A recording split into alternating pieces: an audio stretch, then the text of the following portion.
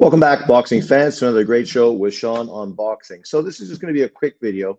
I have to go to work, so I'll try to make it as quick as possible. I only got about 15 minutes. So this is just a quick look at both Inoue and Bud Crawford's career accomplishments. We know that both of them are obviously four-weight world champions, currently two-weight undisputed champions.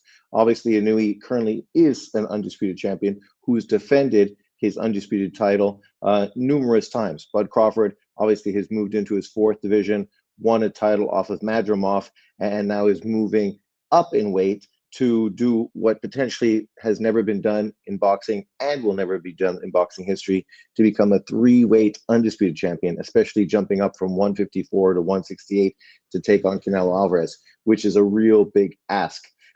So this is not obviously about that. This is about what they've done so far. So let's break this down and look at their careers right now and talk about both of these fighters. So Inoue currently number one on BoxRec. As I said, if you have Inoue,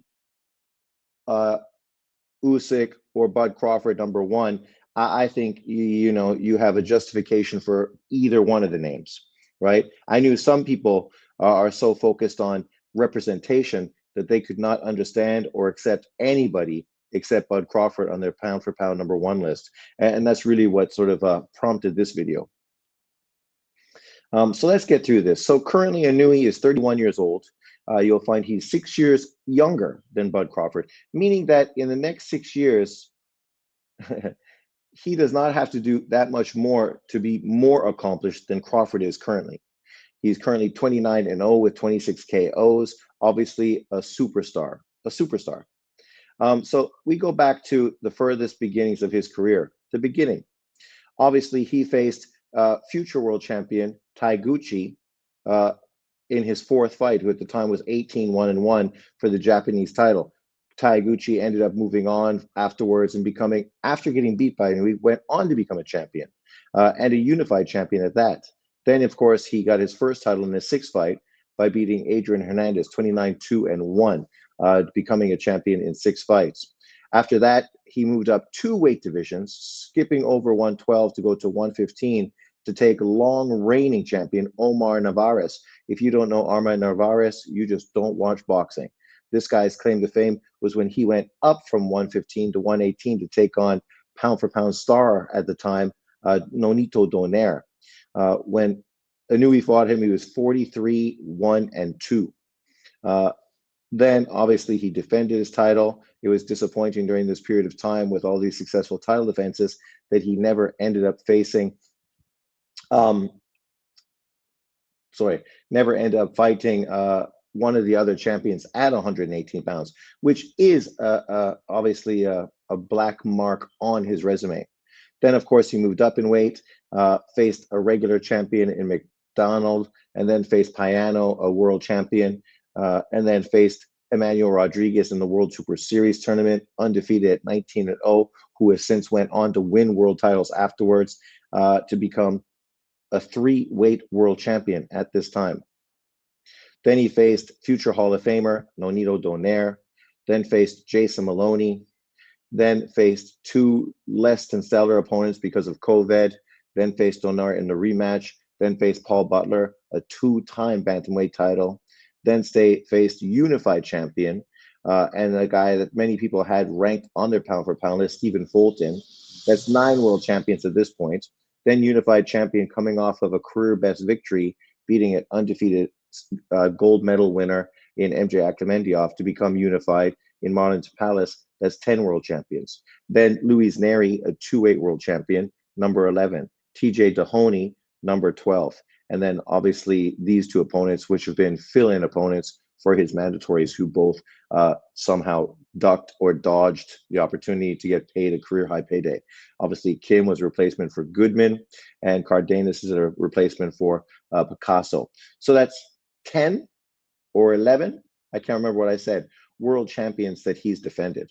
Now, if we think about title defenses, obviously you need to go to 112, where he ended up facing 1, 2, 3, 4, 5, 6, 7 title defenses at that weight. 7 title defenses Then obviously moved up in weight, beat Romano Rodriguez, fought Donaire. That's 8, 9, 10, 11, 12, 13 title defenses. Then fought Fulton, beat Fulton, and then 14, 15, 16, 17. So at this point, 11 world champions, 17 title defenses at 31 years of age. And it's important to think about his age, 31, because this is a fighter who easily has another 3 or 4 years of elite level competition, right? And a guy who is being talked about fighting Junto Nakatani and Bam Rodriguez, 2 pound-for-pound fighters. A guy who's being talked about moving up to his 6th weight division to become a 5-weight world champion, something that is historic, right? And maybe he can try to go for undisputed there, duplicating Bud Crawford if Bud Crawford is successful against Canelo Alvarez. We will see. But what we do know is activity. In 2025, he's fought twice, and it's only the beginning of the year. Last year, he fought 4 times. Prior to that, he fought 2 times in 23, fought 2 times even in COVID in 22, fought 2 times even in COVID 21. So he's a very active fighter who's obviously going to fight at least 3 times, potentially 4 times this year. Then we get to Bud Crawford, who is 6 years older, 37 years old. Bud Crawford, 41 and 31, future Hall of Famer, superstar welterweight. We go back to his earliest thing. Obviously, everybody became familiar with him at the Prescott fight, but that was not a world champion. His first world title fight was against Ricky Burns. He went over to Scotland, beat Ricky Burns, then fought Gamboa, fought Beltran, fought Postal, Julius Ndongu, Jeff Horn, Amir Khan, Cal Brook, Sean Porter, Errol Spence, and Israel Madrimov. If I'm not mistaken, that's also 11 world champions that Bud Crawford has faced. 6 years older than Inoue, but both have fought 11 world champions during their career. Then we go and we look at title defenses. Obviously, 1, 2, 3.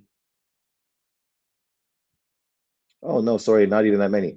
1, 2 at that weight class. Then won a vacant title against Delorme. So then 3, 4, 5, 6, 7, 8. Then moved up 9, 10, 11, 12, 13, 14, 15. So 15 title defenses. So currently both of them have had 11 world title fight champions on their resumes, 11. Inoue's made 17 title fights. Bud Crawford, did I just say how much? 14, 15? So it's easy to see why Inoue is getting a lot of praise. He's doing, in a shorter period of time, the same thing that Bud Crawford has done in a longer career. 6 years longer it took Crawford to accomplish what Inoue's done by 31 years old. This year he fought once. I mean, this year he hasn't fought, but obviously he's going to fight Canelo. That's going to be one fight. In 2024, he fought once. In 2023, he fought once. In 2022, he fought once. In 2021, he fought once. In 2020, he fought once. You have to go all the way back to 2019, where he fought 2 times. Since that, he's consistently been fighting 1 time a year. And this is why many people have him sliding on the pound-for-pound list, because of his inactivity. But you tell me, does Crawford deserve to be ranked above Inoue on the pound-for-pound list? I mean, if you think about his best win against Errol Spence, which obviously was a pound-for-pound fighter, a unified champion, he destroyed him in sensational fashion. Well, isn't that what Inoue did to Stephen Fulton? A guy that was on most of these guys' pound-for-pound lists. Champside had him in his pound-for-pound list, and Champside's pound-for-pound list is legit, right? He ended up destroying him similar fashion to what Bud Crawford did to Spence. The only difference is Spence has basically sat around since 2023, hasn't done anything. Stephen Fulton has already come back and won a world title in a second weight division. But let me know what you think in the comment section below. Thanks for watching, and we will see you next time. Peace out.